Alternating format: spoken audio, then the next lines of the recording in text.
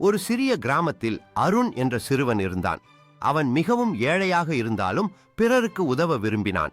ஒரு நாள் பள்ளிக்கு செல்வதற்குள் பாதையில் ஒரு முதியவர் பசியால் தவித்துக் கொண்டிருந்தார். அவனிடம் இருந்த ஒரு சப்பாத்தியை அவர் பசியோடு சாப்பிட வைத்தான். அந்த முதியவர் நன்றியுடன் ஆசீர்வதித்தார். மகனே, உன் கருணையால் உன் வாழ்க்கை வளமுடன் இருக்கும். பல வருடங்கள் கழித்து அருண் கடின உழைப்பாலும் நல்ல உள்ளத்தாலும் பெரிய மனிதராக வளர்ந்தார். அவன் எப்போதும் நினைத்துக் கொண்டிருந்தான், சிறிய உதவி கூட ஒருவரின் வாழ்வை மாற்றும் என்று. கதையின் நெறி, மாரல் ஆஃப் த ஸ்டோரி, கருணையும் உதவியும் வாழ்க்கையை அழகாக மாற்றும். இவ்வாறே அருணின் சிறிய உதவிகள் அவனது கிராமத்தின் வாழ்வையில் பெரிய மாற்றங்களை உருவாக்கின. அவன் கிராமத்திற்காகவும் அங்கு உள்ள அனைவருக்குமான அன்பையும் கருணையையும் பரப்புவதற்காக வாழ்ந்தான்.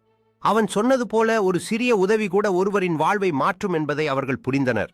அருணின் வாழ்க்கை ஒரு எடுத்துக்காட்டாக மாறியது, தூண்டுதலாகவும் பிறருக்கு உதவுவதில் மகிழ்ச்சியாகவும் இருந்தது. அவன் வாழ்க்கையின் ஒரு புதிய அத்தியாயத்தில் அன்புடன் மற்றும் கருணையுடன் சமூகத்தை மாற்ற எப்போதும் முயற்சித்து ஒரு முன்னேற்றத்தை உருவாக்கினான்.